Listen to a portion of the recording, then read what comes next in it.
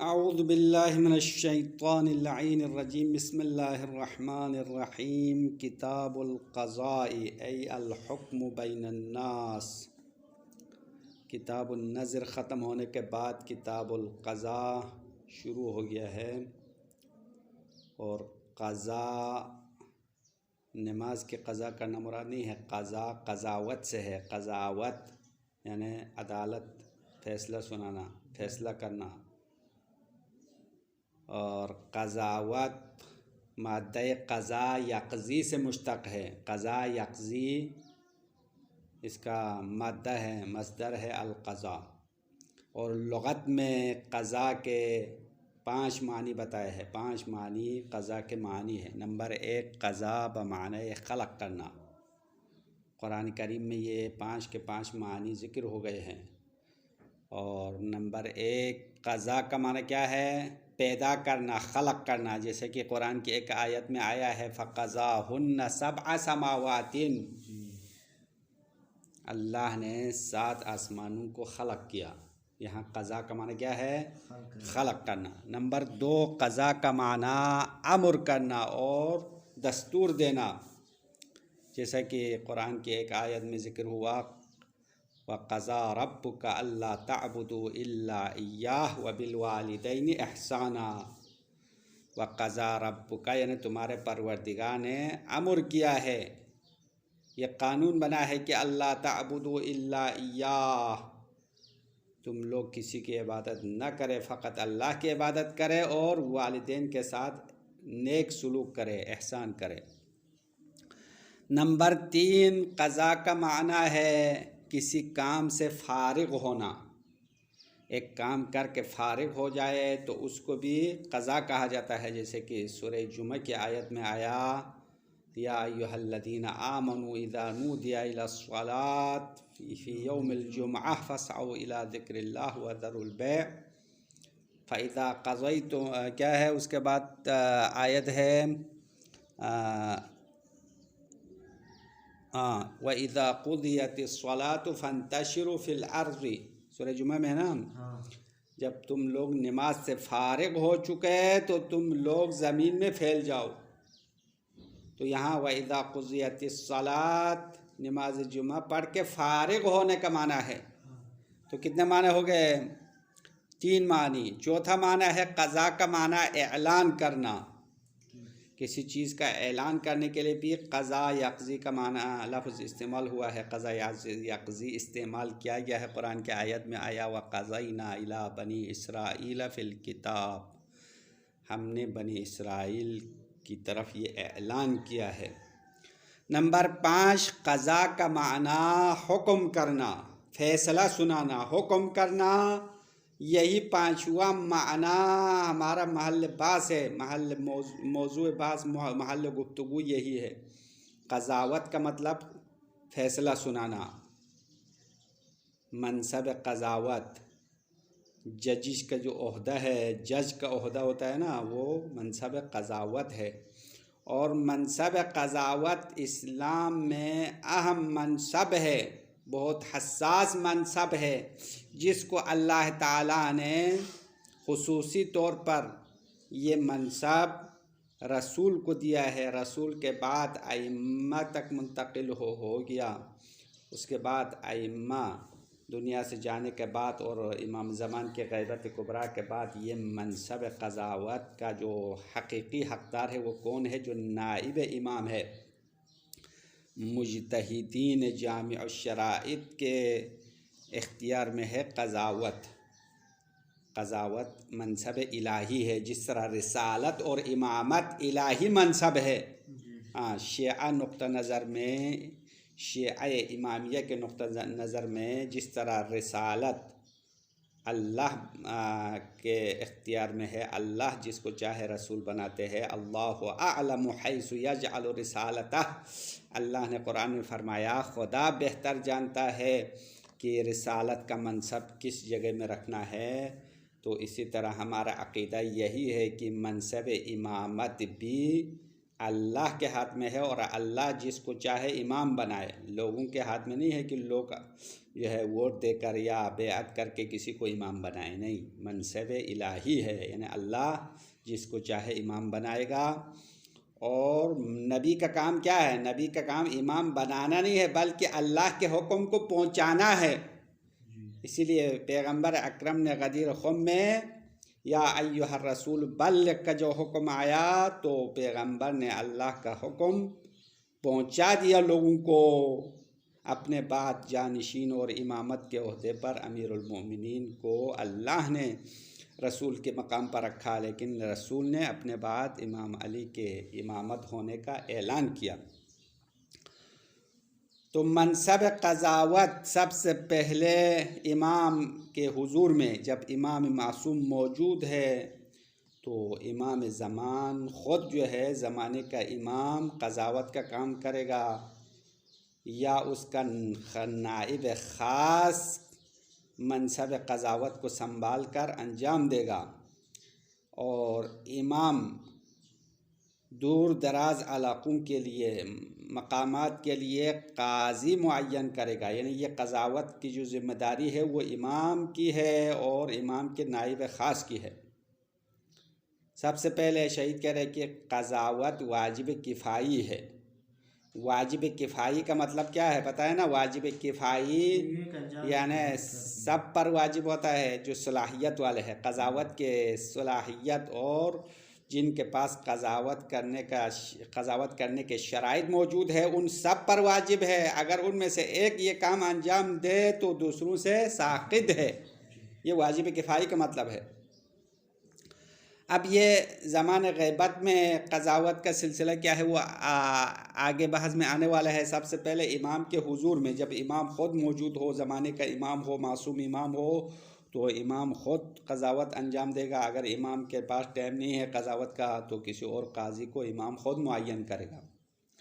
اب یہاں پہ کہہ رہے ہیں کہ امام قاضی معین کرنے کے کئی حالات اور کئی صورتیں بنتی ہے، تقریباً 6 صورتیں بنتی ہے۔ اس کا خلاصہ آپ کو بتائیں گے، اس کے بعد عبارت پڑھیں گے۔ پہلی صورت یہ ہے کہ ایک علاقہ ایسا ہے جس میں فقط ایک بندہ قضاوت کے قابل ہے، قضاوت کی صلاحیت فقط ایک بندے میں ہے اور کوئی نہیں ہے، تو امام بھی اسی ایک بندے کو معین کرے گا۔ تو ایسی صورت میں کیا ہوگا؟ قضاوت واجب تعینی ہوگا، یعنی واجب عینی ہوگا، اس بندے پر واجب کفائی نہیں ہے، کیونکہ ایک ہی بندہ ہے نا، اور امام نے بھی اس بندے کو معین کیا، تو اس شخص پر، اس بندے پر لازم ہوگا کہ امام کی دعوت کو قبول کرے اور قضاوت کے منصب پر فائز ہو جائے۔ وہ انکار نہیں کر سکتا، کیونکہ قضاوت خود واجب ہے اور ابھی واجب عینی ہوا کیونکہ ایک بندے میں منحصر ہوا ہے، اور دوسری طرف سے امام نے اس کو بلایا بھی ہے قضاوت کے لیے، تو امام کے حکم کو ماننا بھی واجب ہے۔ تو یہاں پہ ڈبل واجب آیا ہے اور بہت تاکید کے ساتھ واجب اس کی گردن پر آ چکا ہے، اور اس کے لیے ضروری ہے اس قضاوت کے منصب کو مان لے اور قبول کرے۔ یہ ایک صورت ہے، بس ایک ہی بندہ قابل ہے۔ اور دوسری صورت یہ ہے کہ قضاوت کے صلاحیت والے چند افراد موجود ہیں، کئی افراد ہیں، فقط ایک نہیں ہے، کئی افراد موجود ہیں، اور امام علیہ السلام ان میں سے فقط ایک کو معین کرے، تو کہتے ہیں کہ اسی ایک کے لیے پھر واجب عینی ہوگا۔ پہلے تو واجب کفائی تھا نا، کئی افراد تھے، لیکن یہاں امام نے ان کئی افراد میں سے، فرض کرو 10 افراد میں سے ایک کو معین کیا، تو پھر واجب عینی ہوگا، اسی کے لیے ضروری ہوگا امام کے حکم کو مان لے اور قضاوت کے عہدے کو قبول کرے۔ یہ 2 صورتیں ہو گئے۔ تیسری صورت یہ ہے کہ یہاں پہ بھی چند افراد قضاوت کے قابل والے افراد موجود ہیں، اور امام علیہ السلام ان چند افراد میں سے ایک کو غیر معین طور پر دعوت دیتا ہے۔ اب اس سے پہلے والی صورت اور اس میں فرق سمجھ میں آیا؟ پہلی صورت میں بھی چند افراد ہے لیکن امام نے نام لے کر ایک کو بلایا، تو اسی کے لیے واجب ہے وہ آ جائے، قضاوت کے منصب کو مان لے۔ اور اگلی صورت میں یہاں پہ بھی چند افراد ہے، لیکن امام نے ایک کو معین نہیں کیا، بلکہ ان چند افراد سے بطور عمومی مخاطب کر کے ان میں سے ایک کو بلایا، غیر معین طور پر ایک کو بلا لیا، دعوت دیا قضاوت کے عہدہ سنبھالنے کے لیے۔ تو اس صورت میں کہہ رہے کہ ان چند افراد کے لیے امام کی دعوت کو قبول کرنا واجب کفائی ہوگا، یعنی پہلے تو سب پر واجب ہے قضاوت کے منصب کو سنبھالے، اگر کوئی بھی نہ سنبھالے تو سب گناہ گار ہوگا، اگر ان میں سے ایک آگے بڑھے اور منصب قضاوت سنبھالے تو کیا ہوگا، اسی پر واجب عینی ہوگا، بس اسی نے سنبھالیا، باقیوں سے ساقط ہے۔ یہ تیسری صورت ہو گئی۔ چوتھی صورت یہ ہے کہ ایک ہی شخص صلاحیت والا موجود ہے، اما امام علیہ السلام اسی کو معین نہیں کیا، بلکہ امام علیہ السلام ظاہراً اس شخص کو نہیں پہچانتا ہے، چونکہ ظاہراً کی قید ہم نے اس لیے لگایا کیونکہ امام علیہ السلام علم غیب کے ذریعے سے تو ہر چیز اللہ کے حکم سے جاننے والا ہے۔ اب چونکہ امام یہاں پہ حکم ظاہری پر عمل کرنا ہے، تو ظاہری طور پر امام اس ایک بندے کو نہیں جانتا، یعنی ایک بندہ صلاحیت والا ہے لیکن امام اس بندے کو ظاہری طور پر جانتا نہیں ہے۔ تو اس صورت میں کہہ رہے کہ اسی بندے پر واجب ہوگا کہ اپنے آپ کو پہچانوائے اور کہے کہ امام کے سامنے جا کے میں قضاوت کے قابل بندہ ہوں، اگر آپ بہتر جانتے ہیں تو آپ مجھے معین کریں، یہ کہنا ضروری ہوگا، یعنی اقدام کرنا، قضاوت کے منصب کے لیے اقدام کرنا اسی ایک بندے پر واجب ہے، واجب عینی ہوگا، کیونکہ یہاں پہ بھی صلاحیت والا فقط ایک ہی بندہ ہے۔ یہ ہو گیا 4 صورتیں۔ پانچویں صورت یہ ہے کہ ایک ہی بندہ صلاحیت والا موجود ہے اور امام بھی اس کو جانتا ہے، لیکن امام اس کو معین نہیں کیا، ابھی تک معین نہیں کیا، تو اس بندے پر ضروری ہے پھر خود اقدام کرے، یعنی خود بھی آگے بڑھ کر قضاوت کی منصب کو سنبھالے اور امام کے سامنے حاضر ہو جائے۔ یہ 5ویں صورت ہو گئی۔ 6ٹھی صورت جو ہے قضاوت کے صلاحیت والے، یہاں پہ بھی کئی افراد موجود ہیں لیکن امام ان افراد کو ظاہری طور پر نہیں جانتے ہیں، تو اس وقت بھی ان تمام افراد پر واجب ہے قضاوت انجام دے۔ یہاں کون سا واجب ہوگا؟ واجب کفائی والی بات ہوگی، یعنی سب پر واجب ہے، ان میں سے کوئی بندہ کھڑے ہو کر قضاوت کا کام انجام دے، اگر کوئی بھی انجام نہ دے تو سب گناہ گار ہوں گے، اگر ایک انجام دے تو دوسروں سے واجب ساقط ہوگا۔ بس یہ تقریباً 6 صورتیں یہ قضاوت کی صلاحیت اور امام کی تعیین کے بارے میں ہو چکے، اور یہ سب صورتیں کس وقت کی ہے؟ جب امام حاضر ہو، موجود ہو۔ اما زمان غیبت کبریٰ میں، جو ابھی موجودہ زمانے میں ہے نا، آج کل کا زمانہ تو امام غیبت میں ہے، امام تو ہم سے ظاہری رابطہ نہیں ہے، تو قضاوت کا کام کون کرے گا؟ تو شہید فرما رہے ہیں وَفِي الْغَيْبَةِ يَنْفُذُ قَضَاءُ الْفَقِيهِ الْجَامِعِ لِشَرَائِطِ الْإِفْتَاءِ، زمان غیبت امام میں فقیہ جامع الشرائط کی قضاوت نافذ ہے، یعنی یہ منصب اصل میں امام کا منصب ہے، امام کے غیبت کے بعد مجتہدین اور جو فتویٰ دینے کے شرائط جس میں موجود ہے ان کی طرف منتقل ہوا ہے اور ان کی قضاوت نافذ ہے۔ اور شرائط فقیہ جامع الشرائط قاضی بننے کے لیے یہاں پہ کتنے شرائط ہے؟ تو کہہ رہے ہیں کہ 12 شرائط ہے، 12 شرائط ہے، ان میں سے چند شرائط افتاء ہے، یعنی مجتہد ہونے کے شرائط ہے، تقریباً 6-7 شرائط مجتہد کے لیے ہے۔ پھر اس کے علاوہ اجتہاد کے ساتھ ساتھ قاضی بننے کے لیے، یعنی قضاوت کی صلاحیت کے لیے ٹوٹل ملا کے 12 شرائط ہوتے ہیں۔ اب ان شرائط کی فہرست آپ کو بتائیں گے، اس کے بعد ہم عبارت پڑھیں گے۔ نمبر 1 بلوغ ہے، بالغ ہونا چاہیے، نابالغ اجتہاد کے بھی شرط نہیں رکھتا اور قضاوت بھی نہیں کر سکتا۔ نمبر 2 عاقل ہونا چاہیے، پاگل ہو، دیوانہ ہو تو وہ قاضی بھی نہیں بن سکتا اور مجتہد بھی نہیں بن سکتا، کوئی پاگل مجتہد تو نہیں ہوگا نا۔ والذکورہ، مذکر ہونا چاہیے، عورتیں اجتہاد کے بھی قابل نہیں ہیں اور قاضی بننے کے بھی قابل نہیں ہیں۔ والایمان، مومن ہونا چاہیے، مومن سے مراد یہاں ایمان بمعنی اخص ہے کہ شیعہ اثنا عشری ہونا چاہیے۔ والعدالہ، کتنا ہوا؟ یہ پانچواں ہوا۔ بلوغ 1، عقل 2، ذکورہ 3، ایمان 4، عدالت 5ویں شرط ہے۔ عادل ہونا چاہیے، فاسق نہ ہو۔ عادل کا جو سادہ معنی ہے، مشہور معنی یہ ہے کہ گناہ کبیرہ نہ کرنے والا ہو اور گناہ کبیرہ صغیرہ کی تکرار نہ کرنے والا، یہ عادل ہے، عادل کا سادہ معنی ہے۔ اور نمبر 6، حلال زادہ ہونا چاہیے، اس کی نسل جو ہے پاک ہو، ناجائز بچہ نہ ہو، حرام زادہ نہ قاضی بن سکتا ہے نہ مجتہد بن سکتا ہے۔ اب یہ 6 شرائط ہو گئے۔ اب یہ شرائط تو قاضی کے لیے بھی ہے اور مجتہد کے لیے بھی ہے، یعنی اجتہاد کے درجے تک پہنچنے کے لیے بھی یہ شرائط ہونی چاہیے، اور اس میں اختلاف نہیں ہے، تمام علماء متفق ہے۔ اس کے بعد قاضی ہونے کے لیے مزید شرائط ہے، وہ ہے والکتابت، یہ 8واں ہے، نہیں 7واں ہے میرے خیال میں، 7واں ہے لکھنے کی طاقت ہو، یعنی لکھنا جانتا ہو، اور 8واں حریت، آزاد ہونا چاہیے، غلام، کسی کا غلام ہو، مملوک ہو تو وہ قاضی بننے کے قابل نہیں ہے۔ والبصر، اور آنکھیں ہو، یعنی اندھا نہ ہو، اندھا ہو تو وہ قاضی نہیں بن سکتا۔ علی الاشہر، یہ جو شرائط بتایا ہے، کتابت و حریت اور بصر، قاضی کے لیے شرط ہونا، یہ قول اشہر یعنی سب سے مشہور قول کے مطابق ہے، اجماع نہیں ہے۔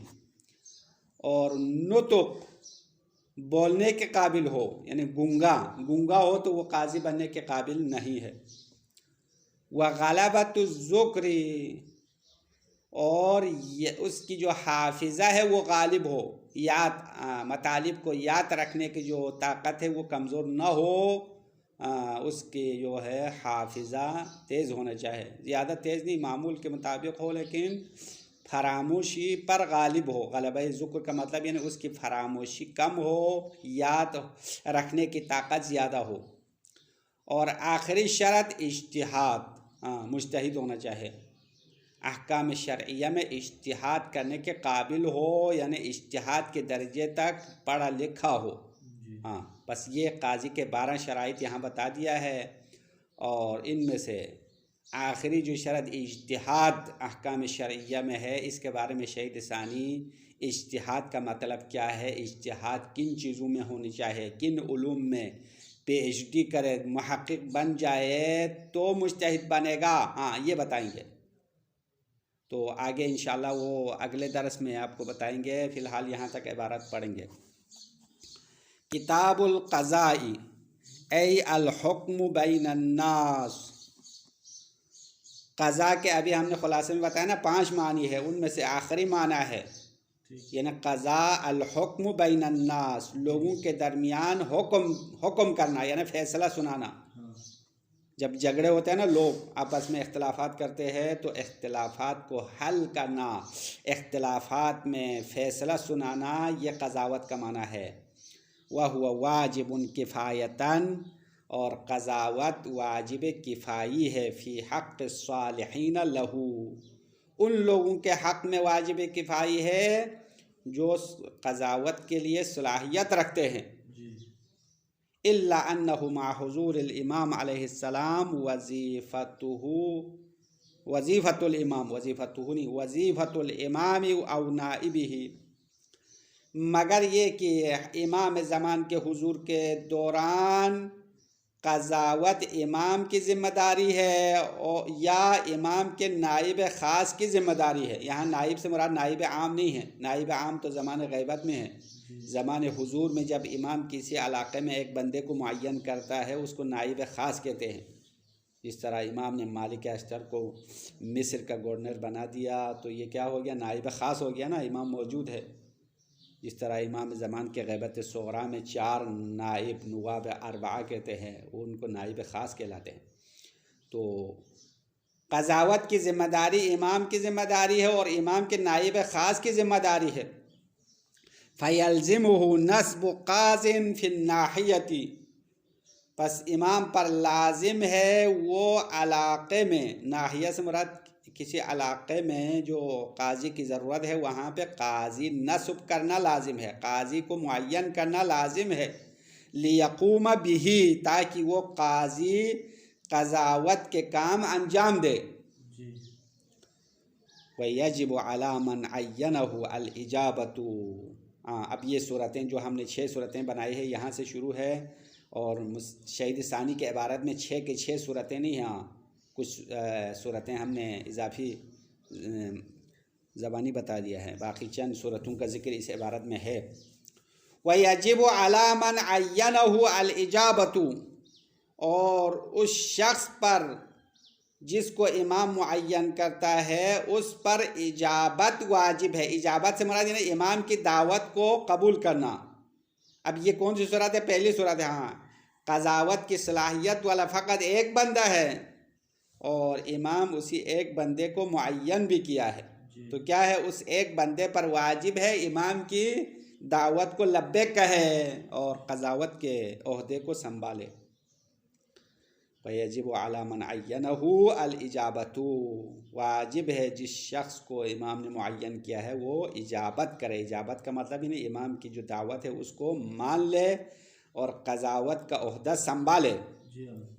وَلَوْ لَمْ يُعَيِّنْ وَجَبَتْ كِفَایَةً، یہ اگلی صورت بتا رہے، اگر قضاوت کی صلاحیت والے کئی افراد ہیں اور امام نے معین نہیں کیا ہے تو وجبت کفایتاً، تو اس وقت اجابت کرنا واجب کفائی ہوگا، یعنی چند افراد پر، کلن ٹوٹل سب پر واجب ہوگا، جب ایک نے مان لیا تو دوسروں سے ساقط ہوگا۔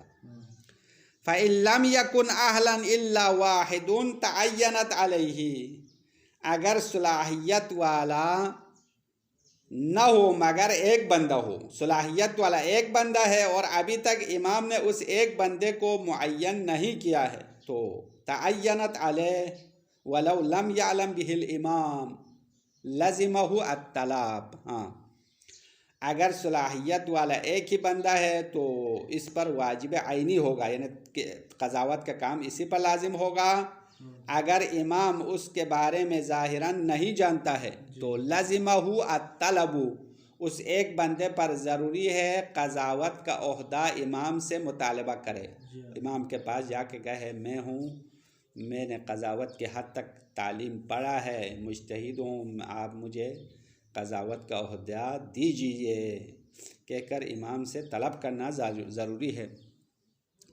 وفی استحبابہ مع التعدد عینان قولان، اب یہاں سے ایک اور صورت حکم بتا رہے شہید ثانی، اگر قضاوت کی صلاحیت والے کئی افراد تھے اور امام نے ان میں سے ایک کو معین کیا تو دوسروں سے واجب تو ساقط ہو گیا نا، نہیں، ایک معین نہیں کیا بلکہ ایک نے اپنے آپ کو پیش کیا، ہاں یہ والی صورت ہے، قضاوت کی صلاحیت والا کئی افراد ہے اور ان میں سے ایک نے اپنے آپ کو قضاوت کے منصب کے لیے پیش کیا امام کے پاس، تو اس بندے کے آگے جانے سے دوسروں سے واجب تو ساقط ہو جائے گا، اما استحباب عینی ساقط ہوگا یا نہیں ہوگا، اس کے بارے میں دو قول ہے، یعنی آیا دوسروں پر مستحب ہے امام کے پاس جا کے اپنے آپ کو پہچانوائے یا مستحب بھی نہیں ہے۔ قولان، شہید کہہ رہے کہ دو قول ہے اور بہتر قول ہے مستحب ہے، واجب تو ساقط ہو گیا لیکن استحباب ساقط نہیں ہوا ہے، یعنی ہر بندہ جو صلاحیت والا ہے وہ قضاوت کے لیے اپنے آپ کو پیش کرنا مستحب ہے۔ واضح ہو گیا مسئلہ؟ وفی استحبابہ، استحباب طلب، استحبابہ کی ضمیر طلب کی طرف اٹھاؤ، قضاوت طلب کرنا مستحب ہونے کے بارے میں مع التعددی، جب کئی افراد ہو صلاحیت والے ہو، عینن یعنی مستحب عینی ہونے میں قولان، دو قول ہے، اجودہما ذالک، ان دو قول میں سے بہتر قول یہ ہے ذالک یعنی مستحب ہونا ہے، مع الوثوق من نفسہ بالقیام بہ، اما شہید ثانی نے مستحب ہونے کے لیے ایک شرط رکھا، وہ یہ ہے کہ وہ شخص اپنے نفس پر اطمینان ہو قضاوت کے انجام دینے کے بارے میں، یعنی ایک ایسا بندہ ہو جو اپنے آپ پر اعتبار ہو، اپنے قابلیت پر اعتماد ہو کہ میں قضاوت کا کام اچھی طرح کر سکتا ہوں. اگر یہ اطمینان ہو تو اس بندے پر مستحب ہے اپنے آپ کو قضاوت کے لیے پیش کرے. وفی الغیبۃ ینفذ قضاء الفقیہ الجامع لشرائط الافتاء. زمان غیبت امام میں، آج کل کے زمانے میں فقیہ جامع الشرائط کے قضاوت نافذ ہے.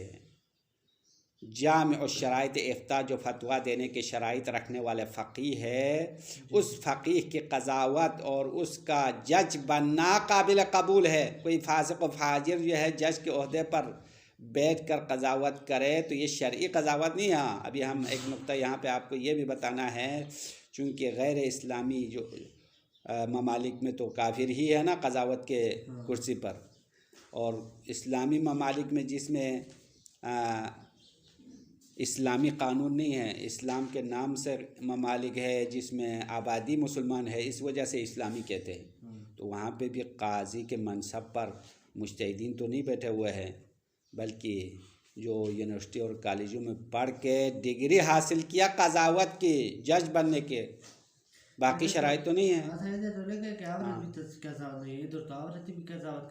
تو یہ تو ہے نا، یہی تو اسلام کا حکم اور غیر اسلام کا فرق یہ ہے. تو ابھی میں یہ کہ بتانا چاہتا تھا جو ان قاضیوں کا جو قضاوت ہے اس کا کیا حکم ہے، تو کہہ رہے کہ شرعی نقطہ نظر سے ان کی قضاوت نافذ نہیں ہے، کیونکہ یہ مجتہد نہیں ہے. شرائط دوسرے شرائط جو ابھی ہم نے 12 شرائط بتائے ان میں سے بہت سارے شرائط ان میں نہیں ہے.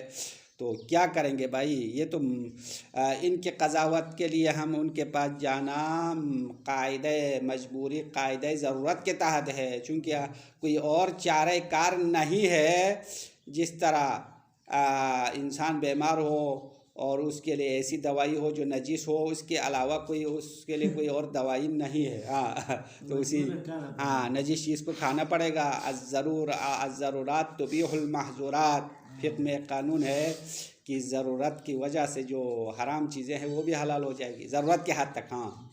اب دوسرے ممالک میں جو مجبوری میں انسان ان قاضیوں کے پاس جاتے ہیں تو ضرورت کے حد تک ان کے حکم قبول کرنا پڑے گا. اما جب شرعی قضاوت آپ کے پاس موجود ہو پھر بھی ان قاضیوں کے پاس جا کے فیصلہ کروانا یہ ناجائز ہے، اور ان سے جو آپ چیز حاصل کرتے ہیں وہ حرام ہے. ابھی آگے تفصیلات آنے والے ہیں. ابھی ہم نے کتاب القضاء نئے شروع کیا ہے، آپ آگے بہت ساری تفصیلات آنے والے ہیں. وفی الغیبۃ ینفذ قضاء الفقیہ الجامع لشرائط الافتاء. زمان غیبت میں فتویٰ دینے کے شرائط کے جامع فقیہ کی قضاوت نافذ ہے. وہ شرائط کیا ہے؟ شرائط وہی البلوغ، بالغ ہونا ہے. نابالغ بچہ ہو تو اس کی قضاوت بھی قابل قبول نہیں ہے، شرائط افتاء بھی نہیں ہے، فتویٰ بھی نہیں دے سکتا وہ نابالغ بچہ. والعقل وہی البلوغ والعقل، عاقل ہونا چاہے، پاگل قاضی تو نہیں بن سکتا اور مجتہد بھی نہیں بن سکتا. والذکورہ، مذکر ہونا چاہے، عورتیں قاضی اور فقیہ بننے کے قابل نہیں ہے. اپنے لیے بن سکتے ہیں عورتیں. آپ یہ کوئی نہیں سمجھو کہ عورتیں مجتہد نہیں بن سکتی ہے، یعنی عورتیں پڑھ کے خود اپنے فتویٰ پر عمل کر سکتی ہے لیکن دوسروں کو فتویٰ نہیں دے سکتی ہے. دوسروں کے لیے مرجع تقلید نہیں بن سکتی ہے عورتیں. فرض کرو آپ کی زوجہ اتنے پڑھ کے مجتہد کے درجے تک پہنچ جائے تو وہ اپنے فتویٰ پر خود عمل کر سکتے ہیں، لیکن آپ چونکہ اس کا شوہر ہے، میں اپنی بیوی کی تقلید کروں گا تو نہیں کر سکتے. ویسے دنیاوی معاملات میں تو اکثر مرد جو ہے عورتوں کے مقلد ہے، تقلید کرتے ہیں، عورتوں کے حکم پر چلتے ہیں، لیکن احکام شرعیہ میں عورتوں کے حکم پر نہیں چل سکتے ہیں. والایمان، اور تیسری شرط، چوتھی شرط ایمان ہے، تیسری نہیں چوتھی ہے. بلوغ 1، عقل 2، ذکورت 3، والایمان 4. چوتھی شرط مومن ہونا چاہے. مومن بمعنی خاص، یعنی توحید، رسالت اور ولایت کو بھی ماننے والا ہو، یعنی شیعہ اثنا عشری ہو. شیعوں میں بھی بہت سارے فرقے ہیں، ان میں سے 6 امامی والا ہے، 4 امامی والا ہے، وہ بھی نہیں بن سکتے ہیں، بلکہ 12 کے 12 امام کو ماننے والے ہو. والعدالت اور عادل ہونا چاہے، وطہارت المولد اور اس کی جو ولادت ہے وہ پاک ہو، یعنی حلال زادہ ہو، حرام زادہ نہ ہو۔